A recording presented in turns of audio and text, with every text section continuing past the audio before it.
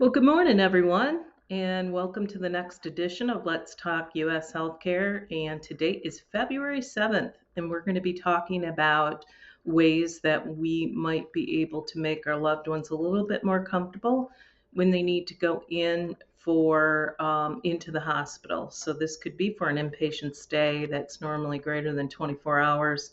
They actually get admitted for a procedure for a couple days, but it also applies for short-term stays. So this would be something that may require an outpatient procedure that would be less than 24 hours. The same concept will apply.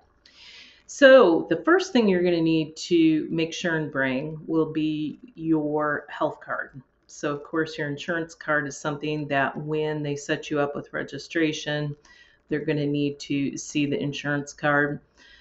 They're also probably going to want to see a driver's license, which is your form of ID, to be able to know, that would match up to the person who's getting the procedure or being admitted to the hospital. Do know most of the time, depending on your insurance, you may have a copay as well. So make sure and bring your credit card or your debit card with you. So what other kinds of things are pretty important that you would need? And one of the first things that comes to mind for me is comfy clothes. What I love to do is to put on some really big, a t-shirt that has an oversized t-shirt that is super comfy. It's normally one I've had for like a decade that just feels right. And that serves a couple purposes, whether it's you or your husband or your son or daughter or your mom or dad that are in the hospital. It gives them a sense of home. And that would be something that may make them feel a little bit more comfortable. Of course, this would be after whatever procedure that they're having and they're in recovery. So, and for you, if you are a patient advocate, which I'm a firm believer, we're going to have one segment just on patient advocates alone. If you're a patient advocate, that means you're the person who's going with the person who's having the procedure going into the hospital. We're going to talk about the importance of that in another segment. But if that is you, then you too want to have comfy clothes. You want to make sure that you have a pair of sweats on, maybe some running shoes, tennis shoes, whatever makes you feel most comfortable. Okay, then the other thing that I normally pack when we have a loved one that goes in are comfy socks, and I pack them with grips. A lot of times the hospitals will provide them for you, but sometimes they don't. And this is just something that I found that we normally will stuff in our bag or have in our car, even if it's a short outpatient stay, just to make somebody feel a little bit more comfortable. All right. So one of the more important items too is we normally don't go anywhere without our phones. And that is probably a given that you're going to get your phone. But what you need to remember is also to grab your power bank. A lot of times you, as a patient advocate, meaning as the person who's not having the procedure but taking somebody, they'll probably be the person who will be the main individual who's going to be communicating with family on the status of the patient. So to do that, you want to make sure that your phone is on and that when you go ahead and you drain it down, that you have a power bank that's accessible with the appropriate cable cord.